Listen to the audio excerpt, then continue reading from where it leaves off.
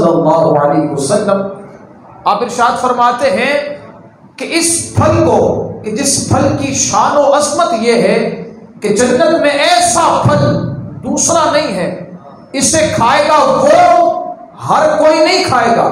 آپ فرماتے ہیں اسے کھائے گا وہ جو دنیا میں کثرت کے ساتھ مصطفیٰ کریم پر درود و سلام پڑھے گا۔ تو پھر اس روایت سے دو باتیں پتہ چلی ہیں۔ سب سے پہلی بات، درود پاک پڑھنے والا جنت میں جائے گا۔ دوسری بات، جنت میں بھی جائے گا اور اسے پروٹوکول بھی دیا جائے گا۔ پروٹوکول کیا ہوگا کہ اسے وہ نعمت کھلائی جائے گی جو دوسرے جنتیوں کو نہیں کھلائی جائے گی۔ تو پھر آج نیت نہ کر لیں کہ انشاءاللہ اب کثرت کے ساتھ درود شریف پڑھیں گے۔ آئے ابھی سے اس کا آغاز کرتے ہیں درود پاک پڑھتے ہوئے۔ اگر باہر والے محفل ہی میں آئے ہوئے ہیں تو وہ اندر تشریف لے آئیں، اندر بڑی وسیع جگہ ہے، گرمی ہے نہیں۔ گرمی کا موسم ہو تو بندے کو تھوڑی سی اکتاہٹ سی ہوتی ہے، موسم بھی ماشاءاللہ مدینہ ہے، تو اندر تشریف لے آئیں۔ اور اندر یہ عین مسجد ہے، ثواب ڈبل ملے گا۔ آ بھی جائیں، اعتکاف کی نیت بھی کر لیجئے، نویت سنت الاعتکاف، اور آئیں پھر درود پاک پڑھیں اور جھوم جھوم کر پڑھیں۔ کم سے کم اتنی آواز تو ہونی چاہیے کہ آگے پیچھے والوں سب کو پتہ چل جائے مسجد میں بیٹھنے والے دنیا کے دیوانے نہیں، مصطفیٰ کریم کے دیوانے ہیں۔ پڑھیں بابا سے بلند، الصلاۃ والسلام علیک یا رسول اللہ، الصلاۃ والسلام علیک یا حبیب اللہ، الصلاۃ والسلام علیک یا خاتم النبیین وعلی آلک واصحابک یا رحمۃ للعالمین۔ مولاي صلی وسلم دائما ابدا علی حبیبک خیر الخلق كلهم، والحبیب الذی ترجى شفاعته لكل حول من الاحوال مقتحم، یا اکرم الخلق ما لمن الوذ به سواک عند حلول الحادث العمم، یا صدیق یا عمر یا عثمان یا حیدر دفع شرک خیراور، یا شبیر یا شبر لخمسة اطفی بها حر الوباء الحاطمہ، المصطفى والمرتضى وابناهما والفاطمہ، غوث آدم بمنے بے سر و ساما مدد، قبلہ دین مدد، کعبہ ایمان مدد، گنج بخش فیض عالم مظہر نور خدا، ناقصارا پیر کامل کاملارا رہنما، وہ جو نہ تھے تو کچھ نہ تھا، وہ جو نہ ہو تو کچھ نہ ہو، جان ہے وہ جہان کی، جان ہے تو جہان ہے، وہاں کیا مرتبہ اے غوث ہے بالا تیرا، وہاں کیا مرتبہ اے غوث ہے بالا تیرا، اونچے اونچوں کے سروں سے قدم اعلیٰ تیرا، سر بھلا کیا کوئی جانے کہ ہے کیسا تیرا، اولیاء ملتے ہیں آنکھیں وہ ہے تلوا تیرا، قسمیں دے دے کہ کھلاتا ہے پلاتا ہے تجھے، پیارا اللہ تیرا چاہنے والا تیرا، نبوی می علوی فصل بطولی گلشن، حسنی پھول حسینی ہے مہکنا تیرا، مجھ کو رسوا بھی اگر کوئی کہے گا تو یوں ہی، ہاں وہی نہ ہو رضا بندہ رسوا تیرا۔ اللہ کی حمد و ثنا نبی کریم صلی اللہ تعالی علیہ وآلہ وبارک وسلم کی بارگاہ مقدسہ میں ہدیہ درود و سلام پیش کرنے کے بعد گرامی قدر سامعین ذی احتشام، السلام علیکم ورحمۃ اللہ وبرکاتہ۔ اللہ رب العزت کا بہت بڑا کرم اور احسان ہے کہ رب تعالیٰ نے ہم سب کو آج کی اس بابرکت رات میں، اس بابرکت محفل میں آ کر ذکر منقبت محبوب سبحانی قندیل نورانی شہباز لامقانی غوث سمدانی پیر پیرا میر میرا محی الدین الشیخ عبد القادر جیلانی رضی اللہ تعالیٰ عنہ کا ذکر سننے کی توفیق عطا فرما رہا ہے۔ اللہ رب العزت کی بارگاہ میں دعا ہے رب تعالیٰ ہم سب کو آج کی اس بابرکت محفل سے خوب برکتیں حاصل کرنے کی توفیق عطا فرمائے۔ مبارکباد پیش کروں گا مسجد حاضر کی انتظامیہ، امام صاحب کی جن کی کوشش محنت کاوش سے اس محفل کا اہتمام ہوا. رب تعالیٰ اس محفل کے سجانے میں جو احباب تعاون کر سکے ہیں، جو احباب آ سکے ہیں، اللہ تعالیٰ تمام کے علم و عمل میں، فضل و کمال میں، دین کے جذبے میں خوب برکتیں عطا فرمائے. سب سے پہلے تو آپ سب کو بڑی 11ویں شریف بہت بہت مبارک ہو. الحمدللہ پیران پیر روشن ضمیر حضور سیدنا شیخ عبد القادر جیلانی رضی اللہ تعالی عنہ کا آج ہم ذکر سننے کے لیے حاضر ہیں. چونکہ حضور غوث اعظم اولیاء اللہ کی جماعت میں سے ہیں، اور ولیوں کو رب نے کیا شان عطا فرمائی ہے، کیا عظمت عطا فرمائی ہے، کیا مقام عطا فرمایا ہے، اس کو سمجھنے کے لیے قرآن مجید فرقان حمید کی آیت سے اپنی گفتگو کا آغاز کرتا ہوں.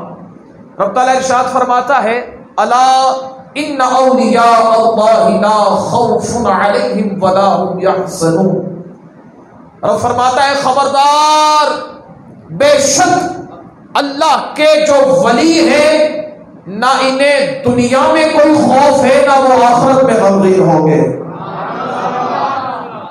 اب اس آیت کے اندر میں خاص آپ اس آیت کی تفسیریں، ترجمے اور خوب سنا کرتے ہیں، لیکن فقیر اس آیت مقدسہ کے حوالے سے چند باتیں آپ کے سامنے عرض کرے گا.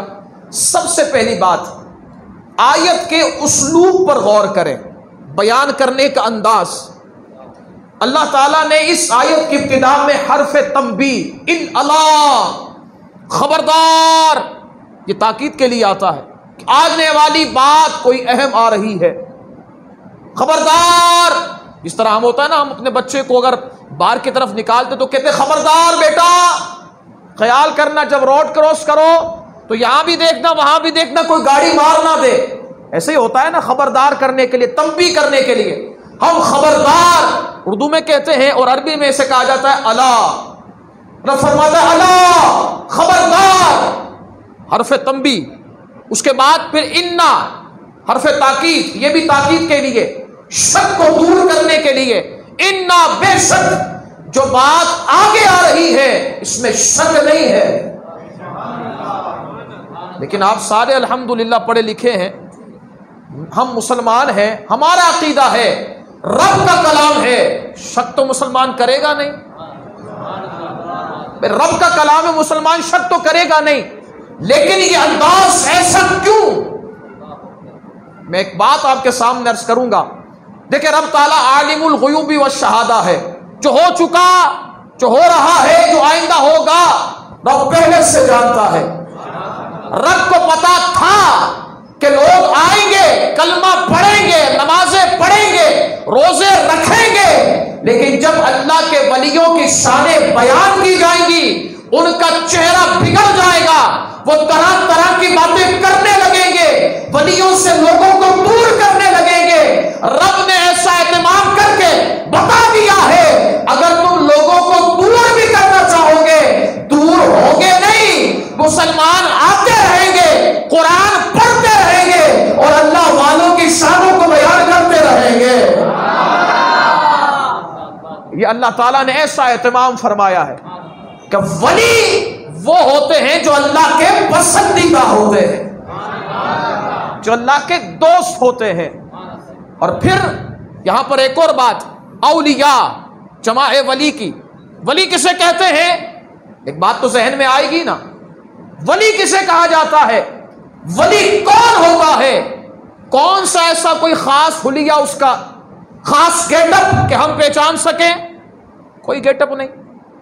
صوفیہ فرماتے ہیں کسی اور کو پہچاننا تو بڑا آسان ہے، ولیوں کو پہچاننا آسان نہیں. عرض کی گئی کیوں؟ فرماتے دیکھو، ہوں گے تمہاری طرح، چلیں گے تمہاری طرح، کھائیں گے تمہاری طرح، پیئیں گے تمہاری طرح، لیکن ہوں گے اللہ کے ولی. عرض کی گئی حضور اس کی کوئی نشانی؟ ہم نے کیا نشانی بنائی ہوئی ہے؟ ولی وہ ہوگا جو آسمانوں پر اڑے گا. ہماری تو یہی نشانی بنائی ہوئی نا، سوچ ہمارا یہی ہے. ولی وہ ہوگا جو سمندر پر چلتا ہوگا جیسے زمین پر چلتا ہے، یہ ہم نے نشانی بنائی ہوئی ہے. تو یاد رکھیے گا، علماء صوفیہ اولیاء فرماتے ہیں ولی وہ نہیں ہوتا جو آسمانوں پر اڑے. عرض کی کہ حضور کیوں؟ فرماتے ہیں آسمانوں پر تو پرندے بھی اڑتے ہیں. پرندوں کو ولی کہیں گے؟ نہیں بھائی، دریا کے اوپر سمندر کے اوپر تو بطخیں بھی چلا کرتی ہیں، تو کیا بطخوں کو اللہ کا ولی کہیں گے؟ نہیں، بطخوں میں پرندوں میں اڑنے کی صلاحیت تو ہے، بطخ میں سمندر کی سطح پر چلنے کی صلاحیت تو ہے، لیکن ولی بننے کی صلاحیت نہیں۔ ولی کون ہوگا؟ علماء اولیاء صوفیہ فرماتے ہیں ولی کی سب سے پہلی شرط یہ ہے ولی مسلمان ہوگا۔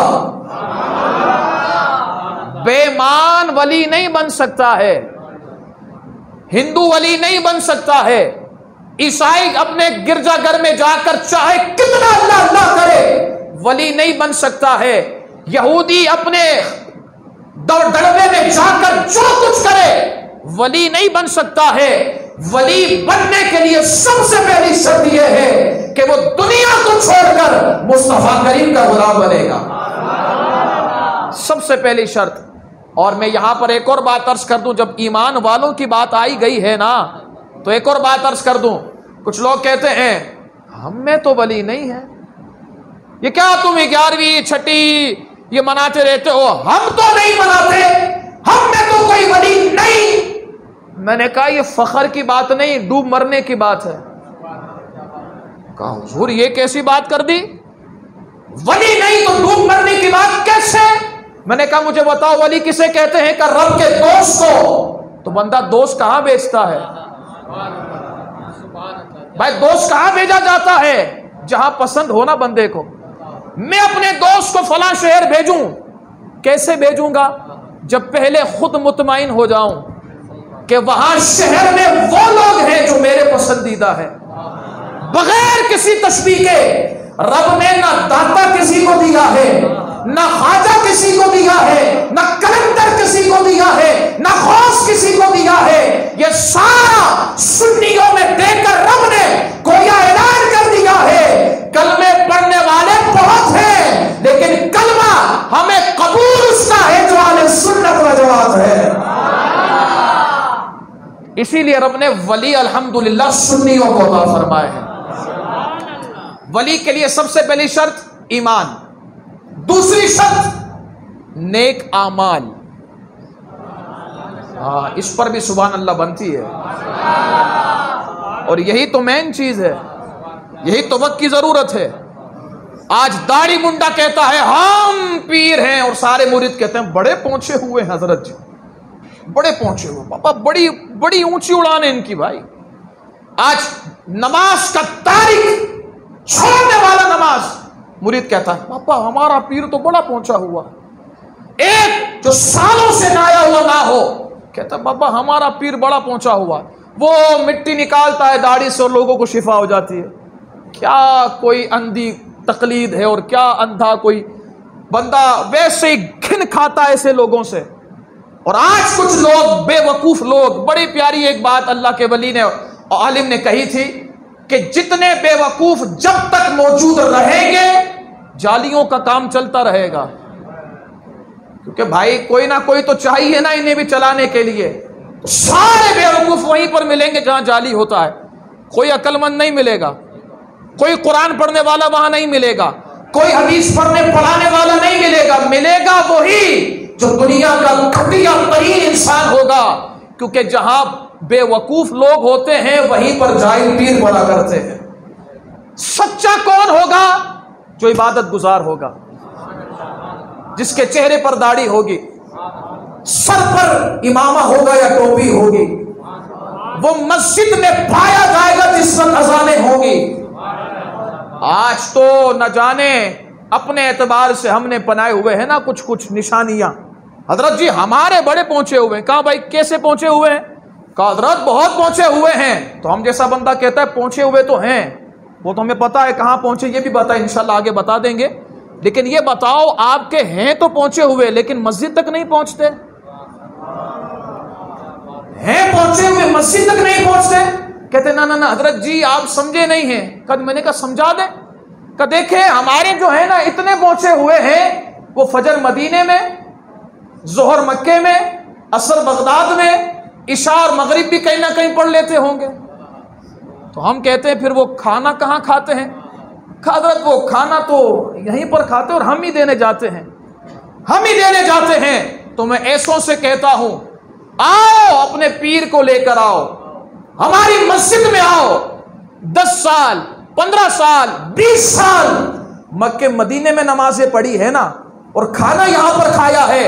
ہم سالوں کی بات نہیں کرتے، ہم صرف اتنا کہتے ہیں ایک ہفتے ہماری مسجد میں آئے، نمازیں 5 مسجد میں پڑھے، اور 3 ٹائم کا کھانا کبھی مدینے بغداد اور مکے میں کھائے۔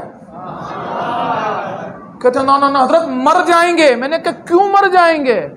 کہ دیکھو جہاں جسم ہوتا ہے نا کھانا وہیں پر کھایا جاتا ہے۔ اگلا جملہ کتنا بڑا ہے، میں آپ کو دے رہا ہوں، آپ کی سماعت کی نظر کر رہا ہوں، کیسے سنتے میں دیکھتا ہوں۔ میں نے کہا دیکھو تم کہتے ہو کہ اگر کھائیں گے یہاں پر نہیں تو مر جائیں گے، اس لیے کہ جہاں جسم ہوتا ہے کھانا وہیں پر ہوتا ہے۔ میں نے کہا پگلے ہم بھی تو یہ کہتے ہیں بندے کا جسم جہاں پر ہوتا ہے رب کو سجدہ بھی وہیں پر ہوتا ہے۔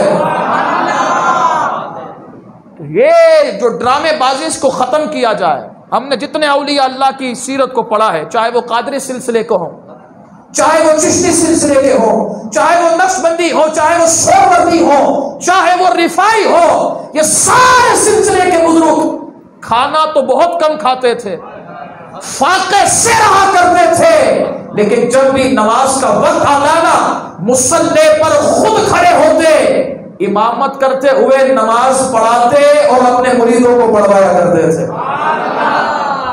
یہ ہم نے سیرت اولیاء اللہ کی پڑھی ہے، تو پتا چلا ولی کی 2 مین نشانیاں ہیں، کیا؟ ایمان والا، دوسرا عمل والا۔ بے عمل اگر بندہ الٹا بھی لٹک جائے نا ولی نہیں بن سکتا ہے، یہ بات یاد رکھیے گا۔ آپ آئیں، کیا شان جسے اپنا ولی بنا دے، کیا شان یہ ملتی ہے کہ رب فرماتا ہے نہ انہیں دنیا میں کوئی خوف ہے نہ وہ آخرت میں غمگین ہوگے۔ دنیا کے خوف سے مراد کیا ہے؟ مفسرین فرماتے ہیں دنیا کے خوف سے مراد یہ ہے کہ اللہ کا ولی حق بولنے میں کسی سے ڈرے گا نہیں، چاہے وقت کا حکمران ہی کیوں نہ ہو، اس کے آنکھوں میں آنکھیں ڈال کر کہے گا تو غلط ہے، میرے رب کا دین سچا ہے۔ اور آخرت کے غم سے مراد کیا ہے؟ سنیے گا اور جھومیے گا۔ آخرت کے غم سے مراد یہ ہے کہ اسے یہ غم نہیں ہوگا کہ وہ جہنم میں جائے گا اور اس کے مرید اس کے خادم جہنم میں جائیں گے، بلکہ اسے یقین ہوگا کہ وہ بھی جنت میں جائے گا، اس کے خادم اور مرید بھی جنت میں جائیں گے۔ اسی لیے تو میرے غوث اعظم شیخ عبد القادر جیلانی رضی اللہ تعالیٰ عنہ فرماتے ہیں نا، اب سے لے کر قیامت تک میرے جتنے مرید ہیں رب نے ساری تفصیلیں میرے سامنے بیان کر دی ہے، ان سب کے ناموں کو میں دیکھ رہا ہوں، اور رب نے مجھ سے وعدہ فرما لیا ہے کہ سارے قادری فقیر توبہ کر کے مریں گے اور وہ میری وجہ سے جہنم میں نہیں جائیں گے، جنت میں داخل ہوں گے۔ یہ الحمدللہ انعام غوث اعظم کو ملا ہے، کیونکہ ولی ہے نا، بلکہ ولی نہیں ولیوں کے سردار ہیں۔ اب آئیں غوث اعظم شیخ عبد القادر جیلانی رضی اللہ تعالیٰ کی سیرت کی طرف آتے ہیں۔ آپ کا نام عبد القادر، آپ کی ولادت 470 ہجری قصبہ جیلان میں ہوئی، آپ کا وصال 561 ہجری بغداد شریف میں ہوا۔ یہ آپ کی زندگی کے ٹوٹل 90 سے 91 سال بنتے ہیں۔ آپ حسنی سید بھی ہیں، حسینی سید بھی ہیں۔ اگر میں اپنے عشق میں ایک جملہ کہوں تو کتنا پیارا ہوگا کہ مولا علی کے سینہ مبارکہ سے نور کی 2 نہریں نکلی ہیں، اور وہ 2 نہریں جس کے سینے میں جمع ہوئی ہیں وہ سینہ کسی اور کا نہیں، وہ شیخ عبد القادر جیلانی کا سینہ تھا۔ ہائے ہائے ہائے، اور کیسا کمال رب نے نسب عطا فرمایا ہے۔ آپ اپنے والد کی طرف سے حسنی سید ہیں، والدہ کی طرف سے حسینی سید ہیں۔ آپ کے سلسلے میں جتنے اجداد گزرے ہیں نسب کے اندر، آپ کے دادا دادی، پردادا، پردادی، نانا، نانی، پرنانا، پرنانی، آگے تک امام حسن، امام حسین تک جتنے بھی گزرے ہیں، علماء فرماتے ہیں سارے کے سارے مسلمان تھے۔ اور اگلا جملہ بھی سننا ہے، صرف مسلمان نہیں، سارے مسلمان بھی تھے اور اللہ کے ولی بھی تھے، اور سارے کے سارے با کرامت اللہ کے ولی تھے۔ سب سے کرامت کا ظہور ہوا ہے۔ آپ ولی، آپ کے دادا ولی، آپ کے نانا ولی، آپ کی والدہ ولیجہ، آپ کے والد ولی، آپ کے پھپھی ولی۔ آپ کی پھپھی ہیں سیدہ ام عائشہ رحمت اللہ تعالی علیہا، پھپھی جان ہے، جیلان کی رہنے والی ہیں۔ جیلان شہر میں قحط آ گیا، قحط سمجھتے کسے کہتے ہیں؟ کئی ماہ ہو گئے بارش نہیں ہوئی، اب دعائیں کر رہے ہیں، نماز استسقا پڑھی جا رہی ہے کہ بارش ہو جائے، رو رو کر دعائیں کی جا رہی کہ بارش ہو جائے، لیکن زبانوں میں کہاں اثر ہوتا ہے۔ روایت میں آتا ہے، بہجت الاسرار کے اندر موجود ہے کہ کچھ بزرگ وہاں سے گزرے، فرمایا کیا کر رہے ہو؟ عرض کرتے نماز استسقا پڑھی ہے، دعا کی ہے، بارش نہیں ہو رہی، قحط پڑ گیا ہے۔ آپ نے فرمایا آپ کو پتا نہیں، آپ کے جیلان شہر میں ایک حسینی اور حسنی سیدہ ہیں، جاؤ جا کر ان سے دعا کرواؤ، ہمیں یقین ہے وہ ہاتھ اٹھا دیں گی، رب تعالیٰ ان کے ہاتھ کو خالی نہیں لوٹائے گا۔ سارا جیلان شہر ان کے دروازے پر گیا، دروازے کو کھٹکھٹایا، اس کی حضور سیدہ آپ جانتی ہیں کہ قصبہ جیلان میں قحط آ گیا ہے، دعا کر دیجئے۔ اللہ اکبر، اللہ کے جو ولی ہوتے ہیں نا وہ اللہ کی رحمت کے بڑے لاڈلے ہوتے ہیں، ان کے منانے کا انداز الگ ہوتا ہے، رب کو راضی کرنے کا انداز الگ ہوتا ہے۔ اب انہوں نے کیا کیا؟ ہاتھ میں جھاڑو لی، کہا کیا تھا؟ دعا کے لیے۔ اب ہاتھ میں جھاڑو لی، اپنے گھر کے باہر کی طرف صحن میں آئی، جھاڑو دی، کہا تو دعا کے لیے تھا نا، عمل کیا ہو رہا ہے؟ جھاڑو دی۔ اب جیسے جھاڑو دے کر فارغ ہوئی، ہاتھ اٹھائی رب کے بارگاہ میں، عرض کرتی ہے مولا جھاڑو میں نے دے دی ہے، چھڑکاؤ تو فرما دے۔ ابھی روایت میں آتا ہے ابھی دعا کی تھی، ہاتھ ابھی گالوں تک پہنچے نہیں تھے کہ ارد گرد سے بادل آنا شروع ہو گئے۔ اس روایت کو بیان کرنے والے اللہ کے ولی صوفیہ فرماتے ہیں کہ ہم جب گھر لوٹے، جب یہاں پر آئے تھے تو تھے ہمارے جسم خشک، لیکن جب گھر لوٹے تو ہمارے جسم اور ہمارے کپڑے بارش کے پانی سے گیلے ہو چکے تھے۔ فرماتے اتنی زور کی بارش ہوئی ہے کہ ایسا لگ رہا تھا کسی نے مشکیزے کے منہ کو کھول دیا ہے۔ یہ غوث اعظم کی دعا کا کمال نہیں ہے، یہ غوث اعظم کے والد اور والدہ کی دعا کا کمال نہیں ہے، یہ غوث اعظم کی پھپھی جان کی دعا کا عالم ہے۔ غوث اعظم کی پھپھی جان کی دعا کا یہ عالم ہے تو سوچو نا غوث اعظم کی دعا کا عالم کیا ہوگا۔ آئے ہائے، جبھی تو کہتے، جبھی تو ہم کہتے ہیں کیا تمہیں جس پر حمایت کا ہو پنجا تیرا، شیر کو خطرے میں لاتا نہیں کتا تیرا۔ حضرات محترم حضور غوث اعظم شیخ عبد القادر جیلانی رضی اللہ تعالیٰ عنہ، عرض کر دی 561 ہجری میں آپ کا وصال ہوا ہے۔ آپ مادر ذات اللہ کے ولی ہیں، مادر ذات اللہ کے ولی، بلکہ آپ کی والدہ ماجدہ سیدہ ام الخیر فاطمہ رضی اللہ تعالی عنہا، آپ فرماتی ہیں کہ جب مجھے چھینک آتی، توجہ ہے نا، سیدہ ام الخیر فاطمہ رضی اللہ تعالی عنہا حضور غوث پاک کی والدہ ماجدہ، آپ فرماتی ہیں جب غوث اعظم میرے بطن پاک میں تھے، پیٹ میں تھے، ابھی ان کی ولادت نہیں ہوئی تھی، جب مجھے چھینک آتی تو غوث اعظم کی جب مجھے چھینک آتی میں الحمدللہ کہتی، چھینک آنے پر الحمدللہ کہا جاتا ہے، جیسے مجھے چھینک آتی میں الحمدللہ کہتی تو میرے پیٹ کے اندر سے عبد القادر کہتے یرحمک اللہ۔ یہ حضور غوث اعظم اللہ کے ولی ہیں۔ اتنے مقدس اور مکرم اور پیارے اللہ کے ولی ہیں. حضور غوث اعظم اللہ کے ولی ہے لیکن علم دین سیکھنا چھوڑا نہیں. کمال کی بات. آپ سے عرض کی کہ حضور آپ کو کیسے پتا چلا, کب پتا چلا کہ آپ اللہ کے ولی ہیں؟ آپ نے فرمایا میری عمر 10 سال تھی, میں مدرسے جا رہا تھا, میں آواز سنتا کہ فرشتے کہتے رستوں کو چھوڑ دو, رستہ بنا دو, دیکھو دیکھو عبد القادر آ رہا ہے جو اللہ کا ولی ہے. کب پتا چلا؟ 10 سال کی عمر میں. کہاں جا رہے تھے؟ پتا چلا نا مدرسے کے ذریعے ہی ولایت ملتی ہے. جو مدرسہ نہ دیکھے, مدرسے کی صورت نہ دیکھے, اسے شیطان کی ولایت تو مل سکتی ہے, رب کی ولایت نہیں مل سکتی ہے. تھوڑا آگے کے تشریف لیں, درود پاک پڑھتے ہوئے آگے کے تشریف لیں. اللہم صلی علی سیدنا و مولانا محمد معدن الجود والکرم و آلہ و اصحابہ و بارک وسلم. توجہ ہے, ایک مرتبہ کہیں سبحان اللہ. غوث اعظم کہاں جا رہے تھے؟ مدرسہ. کتنی عمر میں؟ 10 سال کی عمر میں. پتا چل گیا اللہ کے ولی ہیں. تو ہونا تو یہ چاہیے تھا نا, بس اب تو میں اللہ کا ولی ہوں نا, بس اب تو بادشاہ ہوں, اب کیا ٹینشن علم دین سیکھنے کی, اب کیا ضرورت علم حاصل کرنے کی. نا نا نا.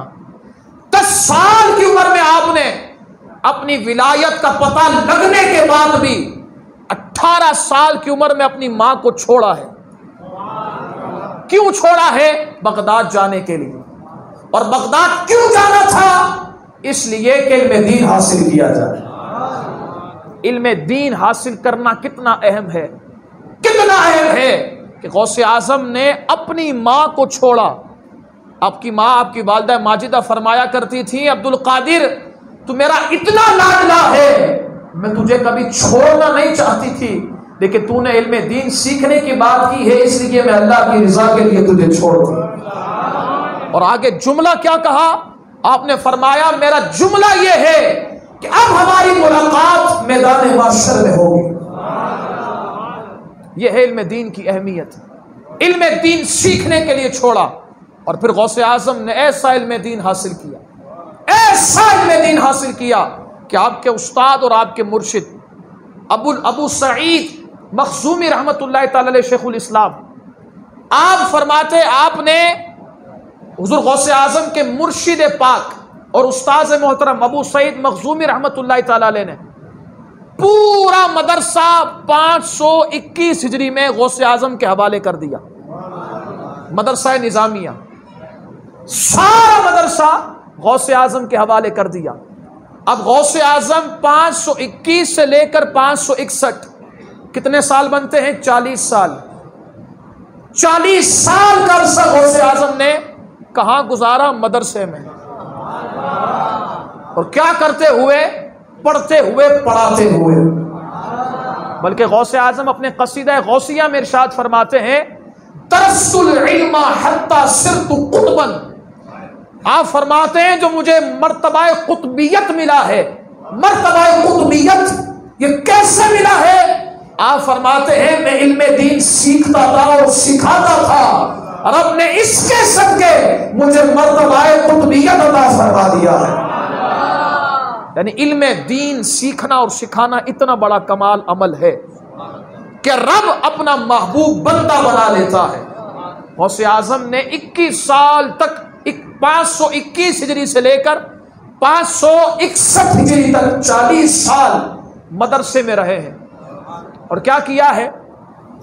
صبح کی کلاس آپ خود لیتے ہیں. غوث اعظم کی بات کر رہا ہوں, وہی غوث اعظم جنہوں نے ڈوبی ہوئی بیڑا نکالا تھا, اسی غوث اعظم کی بات کر رہا ہوں جن کی کرامتیں بے حد و بے شمار ہیں. ہمارے یہاں یہ باتیں بتائی نہیں جاتی نا, اس لیے بڑا مسئلہ ہوتا ہے. غوث اعظم نے 40 سال تک مدرسے میں پڑھایا ہے. صبح غوث اعظم پڑھاتے اصول فقہ, اصول تفسیر, اصول حدیث. حضور غوث اعظم یہ پڑھایا کرتے تھے باقاعدہ. اور دوپہر کے بعد یعنی ظہر کی نماز کے بعد آپ بچوں کو قرآن مجید فرقان حمید تجوید کے ساتھ پڑھایا کرتے تھے۔ یہ میرے غوث اعظم کی سیرت بیان کر رہا ہوں۔ میرے غوث اعظم صرف اللہ کے ولی نہیں بلکہ اللہ کے ولی بھی تھے، عالم بھی تھے، مفتی بھی تھے۔ غوث اعظم مفتی تھے اور خود حنبلی مذہب پر عمل کرتے تھے، لیکن آپ کو چاروں مذاہب کے مسائل کا علم تھا۔ اگر کوئی حنبلی فتویٰ پوچھتا، آپ سے سوال پوچھتا، آپ اسے حنبلی مسئلے کے مطابق جواب ارشاد فرمایا کرتے۔ اگر کوئی ان سے حنفی مسلک کے متعلق سوال کرتا تو آپ اسے حنفی مسلک کے مطابق جواب دیا کرتے، یعنی جیسا بندہ سوال کرتا آپ اسے ویسا ہی جواب ارشاد فرمایا کرتے تھے۔ بلکہ شیخ احمد رفاعی رحمت اللہ تعالی علیہ رفاعی سلسلے کے بہت بڑے اللہ کے ولی، رفاعی سلسلے کے، آپ فرماتے غوث اعظم کے علم کا معیار یہ تھا کہ آپ کے ایک طرف شریعت کا نہر بہتی تھی، دوسری طرف طریقت کی نہر بہتی تھی۔ جو لینے آتا، جتنا لینے آتا، جیسا لینے آتا، اگر وہ شریعت سے لینے آتا غوث اعظم بھر بھر کر اسے پلایا کرتے تھے، اگر وہ طریقت سے لینے آتا اسے بھر بھر کر پلایا کرتے تھے۔ آپ کتنے بڑے عالم تھے، میں صرف ایک نظیر آپ کے سامنے بیان کرتا ہوں۔ ابن جوزی، محدث ابن جوزی رحمت اللہ تعالی علیہ، بہت بڑے عالم دین ہیں، امام ہے وقت کے حدیث کے اندر۔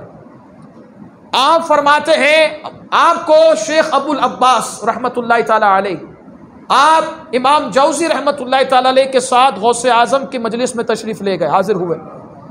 اس وقت غوث اعظم ابھی نشست پر تشریف فرما نہیں ہوئے تھے۔ ایک قاری صاحب نے قرآن کی ایک تلاوت کی، غوث اعظم تشریف لے آئے، منبر پر تشریف فرما ہے، قاری صاحب نے تلاوت کی، غوث اعظم نے فرمایا رک جائے۔ ایک آیت قاری نے تلاوت کی، غوث اعظم نے اس ایک آیت کی فی البدی اسی وقت ایک تفسیر بیان کی۔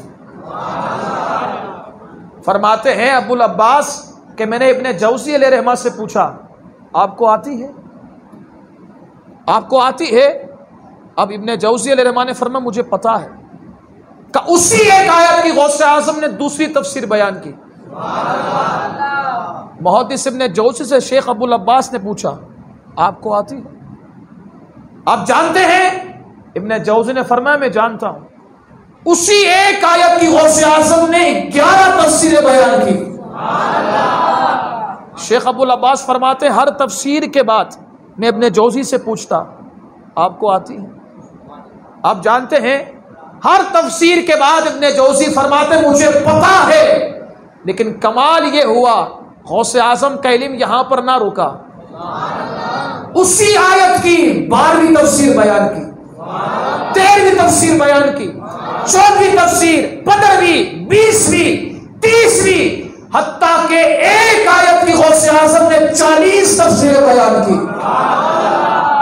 ہر تفسیر کے بعد شیخ ابو العباس فرماتے ابن جوزی سے پتا ہے؟ پتا ہے؟ جانتے ہو؟ ابن جوزی نے علیہ رحمہ نے 11 تفسیر تک تو کہا کہ ہاں مجھے پتا ہے، لیکن 11ویں کے بعد ہر دفعہ یہی کہتے کہ ہم تو غوث اعظم کو طریقت کا امام سمجھتے تھے، آج پتا چل گیا ہے غوث اعظم طریقت کے بھی امام ہے، شریعت کے بھی امام ہے۔ یہ ہے غوث اعظم کا علمی مقام و مرتبہ۔ آپ کی کوئی رات ایسی نہیں گزری کہ جس رات آپ نے فتویٰ نہ دیا ہو، ہر رات آپ فتویٰ ارشاد فرمایا کرتے ہیں۔ ہر رات غوث اعظم کی بات کر رہا ہوں۔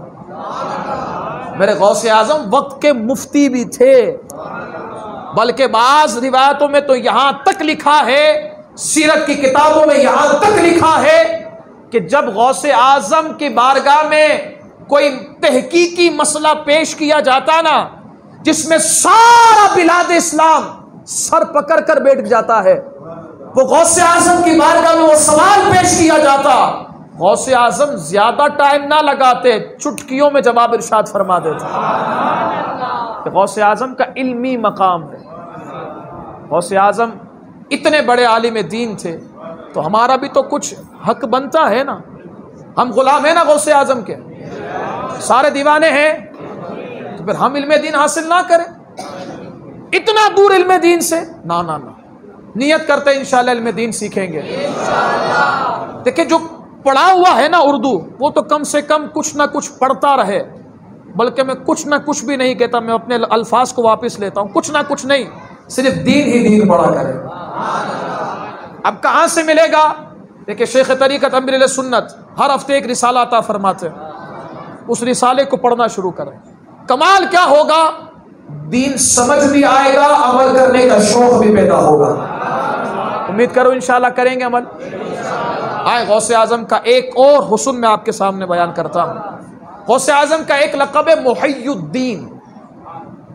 شیخ محقق شیخ عبدالحق محدث سے دہلوی علیہ رحمہ فرماتے ہیں یہ جو لقب ہے نا محی الدین, یہ سوائے غوث اعظم کو کسی اور کو نہیں ملا ہے. یہ لقب صرف غوث اعظم ہی کے لیے ہے. عرض کی کہ حضور کیسے ملا؟ فرمایا ایسے ملا کہ آپ بغداد شہر سے آپ کہیں نکل چکے تھے, ایک ہفتے بعد جمعے کا دن تھا, آپ بغداد شہر میں آئے, ننگے پیر تھے. آپ خود فرماتے ہیں کہ جیسے بغداد شہر میں داخل ہونے لگا نا, ایک نحیف کمزور بزرگ کو دیکھا. اب جب اس بزرگ کو دیکھا, میں قریب سے گزرا تو اس بزرگ نے مجھے کہا السلام علیکم. میں نے وعلیکم السلام, سلام کا جواب دیا. اب جیسے سلام کا جواب دیا تو انہوں نے مجھے کہا مجھے ہاتھ نہیں دو گے؟ حضور غوث اعظم فرماتے میں نے ان کا ہاتھ پکڑا, تو جیسے میں نے ان کا ہاتھ پکڑا وہ کمزور تھے, وہ صحت مند ہونا شروع ہو گئے. صحت مند ہونا شروع ہو گئے, صحت مند ہونا شروع ہو گئے. میں نے کہا تم کون ہو؟ کہا آپ نے پیشانہ نہیں؟ کہا نہیں. کہا میں وہی تو دین ہوں جو آپ کے نانا لے کر آئے ہیں. کہا تو آپ دین ہیں, کمزور کیسے ہو گئے؟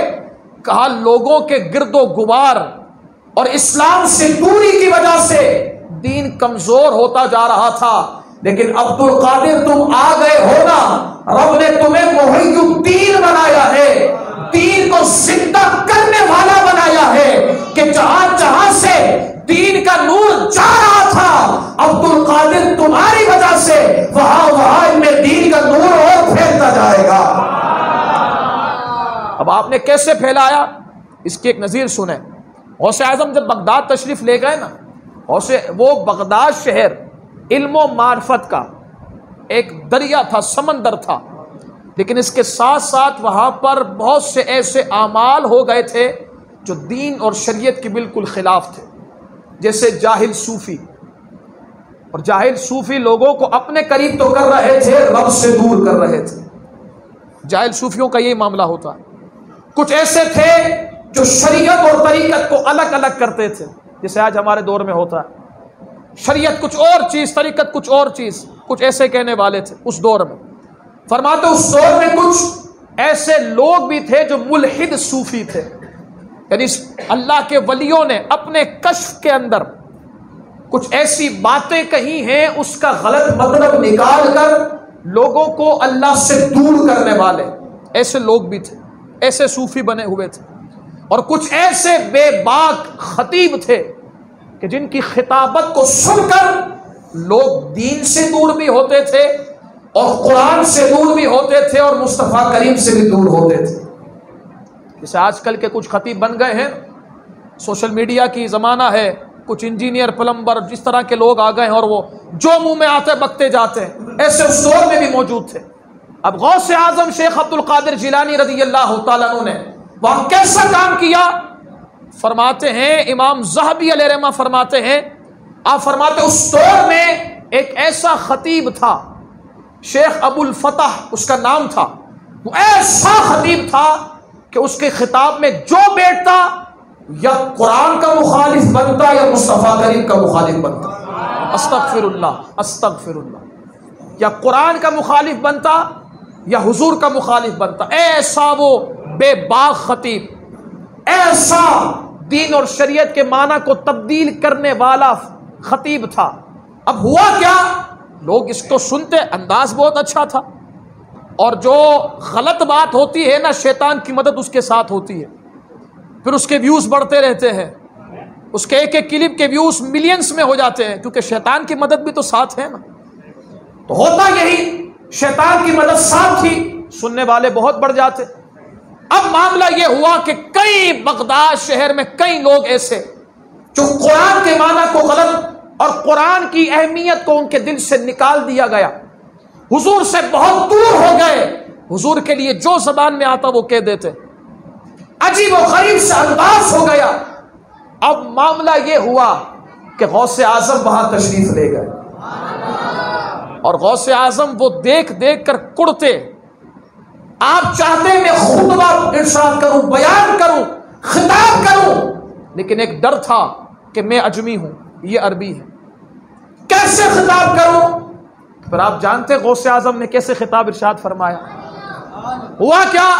غوث اعظم خود فرماتے ہیں میں بیٹھا ہوا تھا، حضور تشریف لے آئے، حضور نے زیارت کروائی، فرمایا عبد القادر بیٹا بیان کیا کرو نا، بیان کیا کرو۔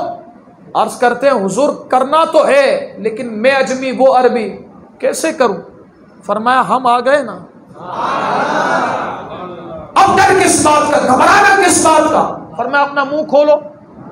غوث اعظم نے اپنا منہ کھولا، 7 مرتبہ حضور نبی کریم علیہ الصلوۃ والسلام نے اپنا لعاب دہن غوث اعظم کے منہ میں داخل فرمایا۔ ہائے ہائے ہائے ہائے، ایک مرتبہ لعاب دہن ہو امام حسن امام حسین مجتبیٰ کے زبان مبارک میں، انہیں وہ شان مل جاتی ہے، تو غوث اعظم انہی کی تو نسل میں سے ہے نا۔ اور حضور نے 7 مرتبہ اپنا لعاب دہن داخل فرمایا، فرمایا واز کرو۔ فرماتے اسی دن ظہر کی نماز پڑھی، ظہر کی نماز پڑھنے کے بعد لوگ مجھ پر چلا رہے تھے، اسی اسنا میں مولا کائنات شیر خدا علی جو مرتضیٰ تشریف لے آیا۔ مولا علی نے فرمایا عبد القادر بیٹا بیان کرو۔ عرض کی حضور میں عجمی، یہ عربی کہاں کروں، کیسے فصاحت لے کر آؤں؟ فرمایا منہ کھولو۔ آپ نے 6 مرتبہ اپنا لعاب تھوک ان کے منہ میں ڈالا۔ اب عرض کی حضور ابھی آقا تشریف لائے تھے، انہوں نے 7 مرتبہ، آپ نے 6 مرتبہ، کیوں 7 مرتبہ کیوں پورا نہیں کیا؟ جملہ سنیے گا مولا علی کا۔ مولا علی فرماتے ہیں عبد القادر اسی وجہ سے تو نہیں کیا کہ حضور نے 7 مرتبہ کیا تھا۔ کیا مطلب؟ مطلب یہ ہے کہ کوئی برابری نہ سمجھے، یہی سمجھے آقا آقا ہے، علی انہی کا غلام ہے۔ الحمدللہ ہمیں ادب ہی ملا ہے اور اسی طرز سے ملا ہے۔ اب مولا علی فرماتے ہیں جاؤ بیٹا جا کر خطبہ ارشاد فرماؤ۔ اب غوث اعظم نے بیان سٹارٹ کیا۔ پہلے مدرسہ نظامیہ جو آپ کے مرشد نے آپ کے حوالے کیا تھا، اسی مدرسے میں آپ نے خطبہ دینا شروع کیا۔ فرماتے کچھ لوگ بیٹھتے باقی چلے جاتے۔ فرماتے ہیں ایک ہفتہ آیا کچھ لوگ بیٹھے، اگلا ہفتہ آیا کچھ بڑھ گئے، اس کے بعد کچھ اور بڑھ گئے، اس کے بعد کچھ اور بڑھ گئے، اب اتنے بڑھ گئے کہ مدرسے کی جگہ کم پڑ گئی۔ فرماتے پھر غوث اعظم نے فرمایا کوئی میدان دیکھو۔ میدان دیکھا گیا تو میدان پورا فل۔ کہا کوئی اور جگہ دیکھی جائے تو شہر کی سب سے بڑی جگہ کو دیکھا گیا، وہ بھی فل۔ کسی نے پوچھا کتنے لوگ آ کر بیٹھتے تھے، تو کسی کہنے والے نے کہا کہ یہ مجلس غوث اعظم کی تھی، ہم جن کو دیکھتے تھے جو انسان تھے ان کی تعداد 70,000 کی ہوتی تھی، اور یہ وہ تھے جو ہمیں نظر آتے تھے۔ اس کے بعد رب کی مخلوق کتنی آتی ہوگی وہ رب جانے یا عبد القادر جانے، ادھر غوث اعظم جانے۔ یہ غوث اعظم کی مجلس کا کمال ہوا۔ کیا ہوا؟ یہ کہ شیخ ابو الفتح نے پورا زور لگایا تھا کہ لوگ قرآن سے دور ہو جائیں، مصطفیٰ سے دور ہو جائیں۔ غوث اعظم نے ایک خطبہ ارشاد فرمایا، 70,000 لوگ قرآن سے بھی جڑ گئے، مصطفیٰ کے قدموں سے بھی جڑ گئے۔ اور آخر میں یہ ہوا کہ وہ شیخ ابو الفتح اس نے توبہ کر لی، اور وہ توبہ کر کے جو لوگوں کو قرآن سے دور کرتا تھا وہ صبح و شام قرآن پڑھنے لگ گیا۔ یہ میرے غوث اعظم کو دین کو زندہ کیا ہے، ایسے دین کو زندہ کیا ہے۔ اب آئیں غوث اعظم شیخ عبد القادر جیلانی رضی اللہ تعالیٰ عنہ، آپ جہاں اتنے کمال علمی اعتبار سے اتنے کمال کے تھے، عملی اعتبار سے بھی اتنے کمال کے تھے۔ آپ نے عمل میں بھی کوئی کسر نہیں چھوڑی ہے۔ 40 سال تک عشاء کے وضو سے فجر کی نماز۔ ہمیں کچھ نیتیں کرنی ہے یہاں پر، اب صرف یہ نہیں ہے کہ بڑی 11ویں آئی ہے تو ذکر سن کے لنگر کھا کے چلے جائیں۔ بابا خطاب بڑا اچھا ہوا تھا، محفل بڑی اچھی، لنگر بڑا پیارا تھا، ایسے نہیں جانا، کچھ لے کر جانا ہے۔ غوث اعظم 40 سال تک عشاء کے وضو سے فجر کی نماز پڑھتے تھے۔ آج نیت کریں کہ انشاءاللہ زندگی بھر فجر کی نماز پڑھیں گے، مسجد میں آ کر پڑھیں گے، صرف فجر نہیں ساری 5 نمازیں پڑھیں گے۔ غوث اعظم شیخ عبد القادر جیلانی رضی اللہ تعالیٰ عنہ نے 15 سال روزانہ ہر روز ایک قرآن مجید ختم فرماتے تھے۔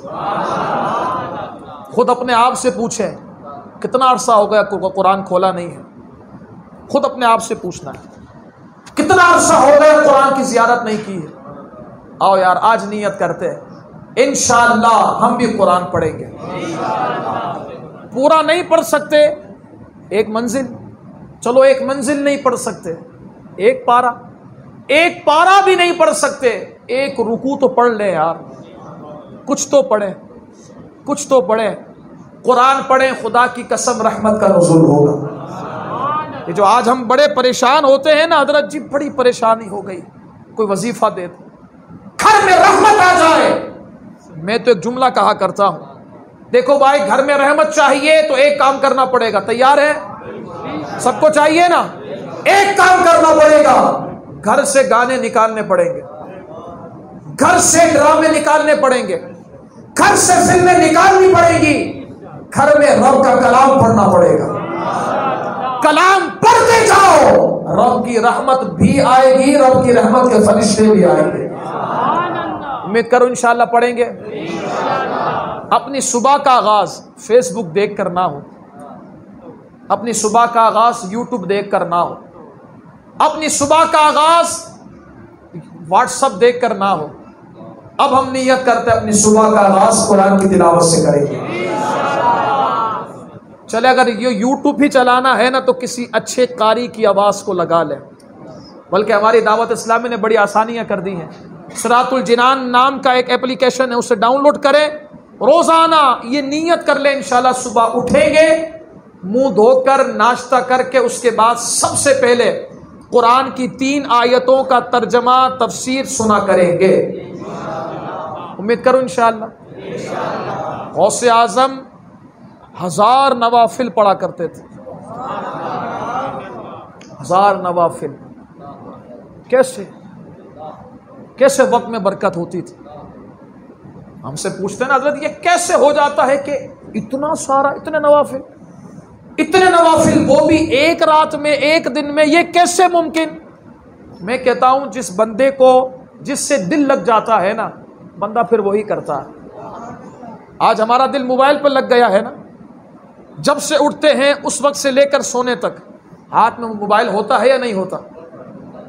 ہم کتنے منٹس موبائل میں لگا دیتے ہیں۔ اگر وہی شوق اللہ کی بارگاہ میں سجدے کا ہو جائے تو ایسا نہیں ہوگا دکان پر ہیں فری ہوئے تو کہتے ہیں یار ہم آ رہے ہیں 5 منٹ میں، بندہ نوافل پڑھ کر آ جائے۔ لیکن یہ شوق کی بات، تو کچھ نہ کچھ نوافل ہی پڑھیں گے انشاءاللہ۔ اب آئیں بس آخر میں ایک بات کر کے گفتگو ختم۔ کرامت بھی تو سننی ہے نا ہمیں، وہ کرامت نہ سنے تو کہیں گے یار اچھا مولوی آیا تھا بھائی، وہ ساری علمی باتیں تو کر کے چلا گیا، کوئی کرامت بیان کر کے نہیں گیا، تو انشاءاللہ کرامت بھی بیان کریں گے۔ اور میرے غوث اعظم شیخ عبد القادر جیلانی رضی اللہ تعالیٰ عنہ کی کرامت کتنی تھی، شیخ محقق شیخ عبدالحق محدث دہلوی اشرۃ اللمعات میں فرماتے ہیں غوث اعظم کی کرامتیں اتنی ہیں کہ اسے انکار کرنا مشکل ہے۔ فرماتے ہیں وہ موتیوں کی لڑی کی طرح ہے۔ آواز آ رہی ہے نا؟ وہ موتیوں کی لڑی کی طرح ہیں۔ فرماتے ہیں ایک ایک ٹوٹتی جاتی ہے، دوسری آتی جاتی ہے۔ غوث اعظم کی کرامتوں کا عالم ہے۔ آئیں اسی کرامت میں سے ایک کرامت میں آپ کے سامنے عرض کرتا ہوں۔ حضرت غوث اعظم شیخ عبد القادر جیلانی رضی اللہ تعالیٰ عنہ آپ کے دربار میں آپ تشریف فرما تھے، آپ کے خادم بھی تشریف فرما تھے۔ ایک چور رات میں آپ کی بارگاہ میں حاضر ہوا چوری کرنے کی نیت سے۔ اب وہ سارے گھر کو تلاش کرتا رہا کہ کچھ مل جائے، کچھ مل جائے، کچھ مل جائے، لیکن جو درویش ہوتے ہیں نا، جو فقیر ہوتے ہیں اللہ کی بارگاہ کے، وہ اپنے لیے بچا کر نہیں رکھتے ہیں، سارا مخلوق میں خرچ کر دیتے ہیں۔ اور غوث اعظم خود ارشاد فرماتے ہیں کہ میں نے اپنے اعتبار سے یہ تحقیق کی ہے اور مجھے یہ پتا چلا ہے کہ سارے عمل میں ایک حسن اخلاق اور دوسرا کھانا کھلانا یہ سب سے افضل ہے۔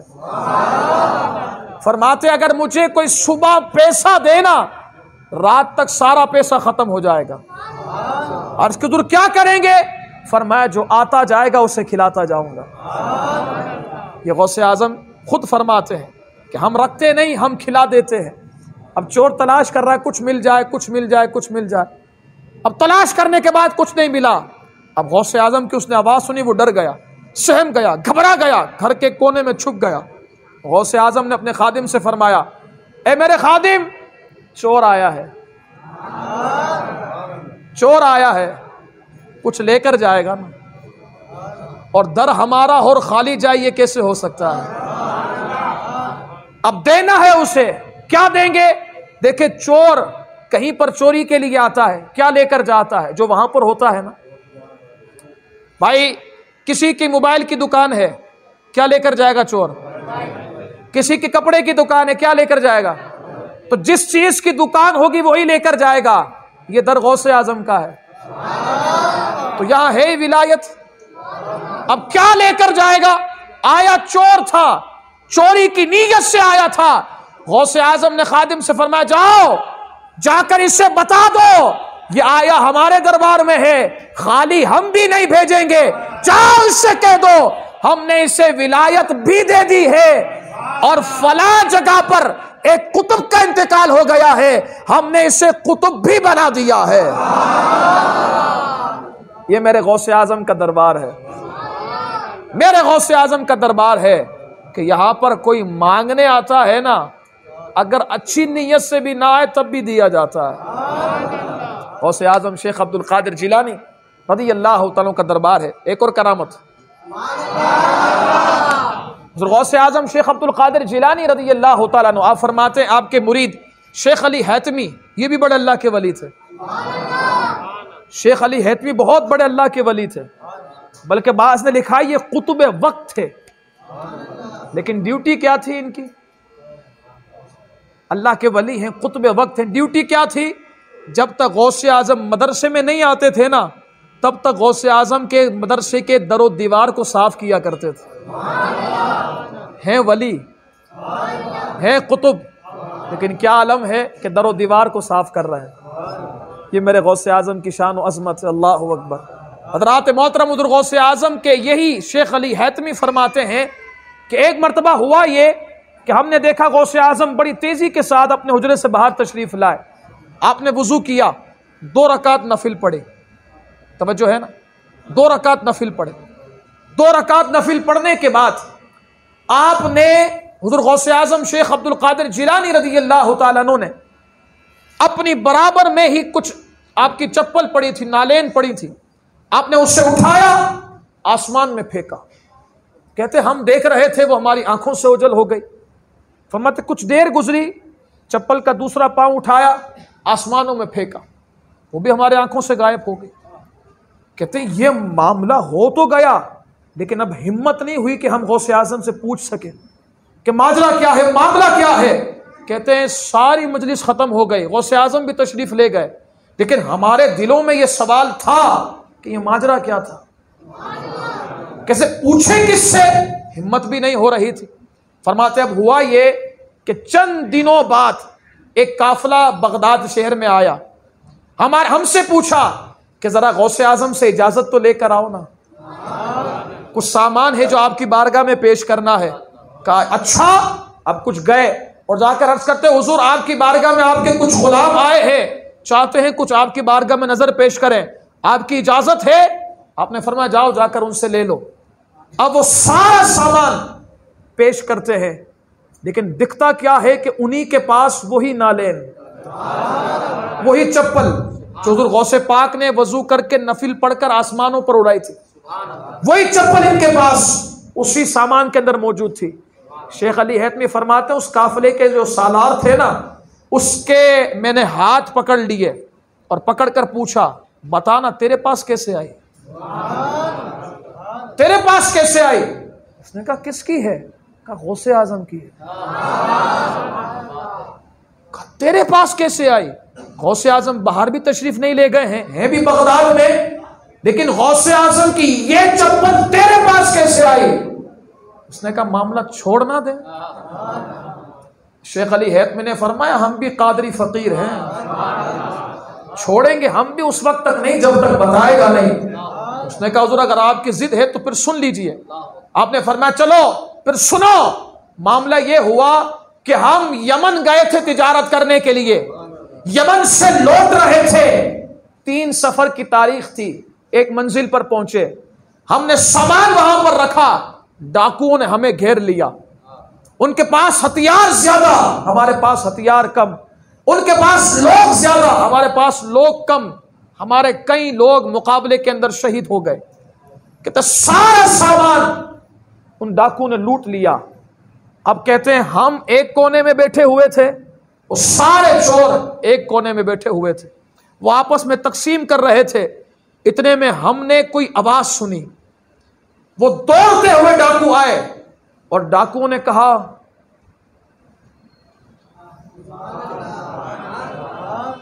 تمہارے پیچھے ہاتھ بہت بڑا ہے، کہا یہ لے لو، یہ سارا سامان تمہارا، تم لے لو۔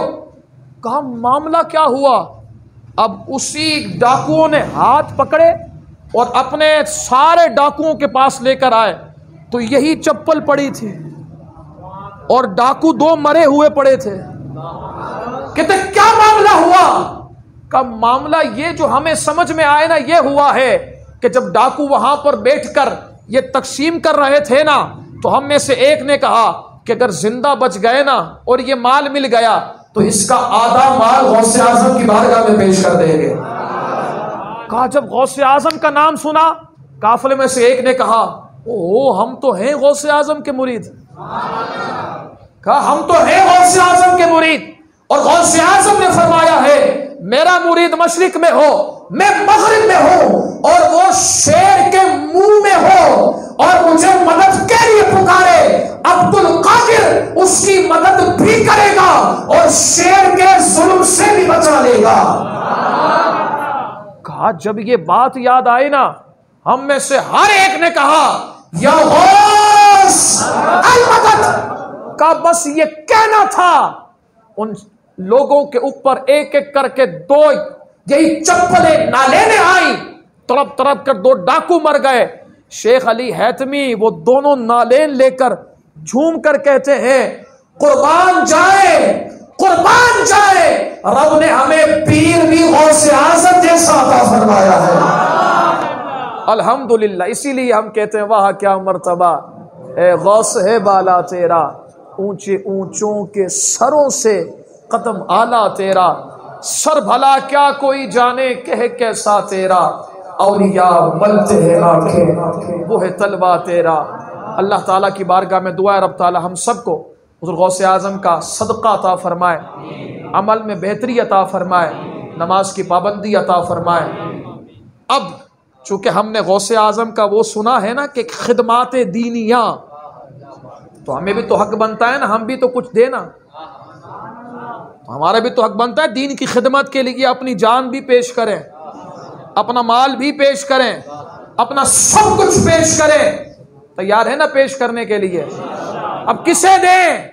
ایک تحریک ہے جو غوث اعظم کے مشن کو آج زندہ کیے ہوئے ہے، وہ تحریک دعوت اسلامی ہے، جس کا ایک ہی مقصد ہے کہ جو دین 1450 سال پہلے مدینے سے چلا تھا، اسی دین کی شب و روز خدمت کی جائے۔ اور آج آپ دیکھیں دعوت اسلامی دین کے ہر شعبے میں اپنی خدمات انجام دے رہی ہے، چاہے مساجد بنانی ہو دعوت اسلامی، چاہے مدرسے ہو دعوت اسلامی، چاہے جامعات ہو دعوت اسلامی، چاہے انسانی خدمت ہو دعوت اسلامی۔ تو ہمیں بھی تو حق بنتا ہے نا کہ ہم ان کا ساتھ دیں گے انشاءاللہ۔ آنکھ بند کر کے دے دو یار، ہمیں اتنے علماء دعوت اسلامی نے دے دیے ہیں الحمدللہ، اتنے حفاظ دعوت اسلامی نے دے دیے ہیں۔ پہلے کا دور تھا ہمیں باہر سے امام بلانے پڑتے تھے، آج کا دور ہے کہ ہمارا پڑوسی امام نظر آتا ہے۔ کہ کیسے چینجنگ آئی؟ دعوت اسلامی کی وجہ سے۔ تو پھر نیت کرتے ہیں انشاءاللہ تعاون کریں گے۔ 13 تاریخ ہے، 13 نومبر دعوت اسلامی کا ٹیلی تھون سلسلہ ہوگا، جس کا ایک یونٹ 10,000 ہے، جمع کرائیں گے انشاءاللہ۔ میں یہ نہیں کہتا پورے 10,000 کروا سکتے ہیں تو ایک نہیں 2 کروائیں، 2 نہیں، غوث پاک کی نسبت سے 11 کروائیں اگر کروا سکتے ہیں، نہیں کروا سکتے تو کچھ نہ کچھ حصہ ضرور ملا ہے، ہو سکتا ہے ہمارے اس حصے سے مسجد بنے، اور جب تک مسجد بنی رہے گی اور مسجد قیامت تک رہتی ہے تو بندہ مر کے قبر میں تو چلا جائے گا، مسجد میں جب تک سجدہ ہوتا رہے گا قبر میں ثواب ملتا رہے گا، اور اسی پیسے سے اگر مدرسہ بن جائے تو قرآن کی تعلیم جب تک ہوتی رہے گی، اور اس سے جب تک حفاظ قرآن پڑھنے والے نکلتے رہیں گے اور وہ خدمات کرتے رہیں گے، قرآن پڑھتے رہیں گے، دینے والا دے کر تو نہ جانے کب قبر میں چلا جائے گا، لیکن ثواب اس کا ملتا رہے گا۔ اگر وہی پیسہ جامعہ میں لگ گیا، عالم بنتے رہیں گے، بناتے رہیں گے، دین پڑھتے رہیں گے، پڑھاتے رہیں گے، دین کی خدمات انجام دیتے رہیں گے، جب تک یہ خدمت جاری رہے گی اس وقت تک ثواب ملتا رہے گا۔ امید کرتا ہوں پھر انشاءاللہ ساتھ دیں گے نا۔ اللہ تعالی ہم سب کو ان باتوں کو یاد رکھنے کی توفیق عطا فرمائے۔ وآخر دعوانا ان الحمد للہ رب العالمین۔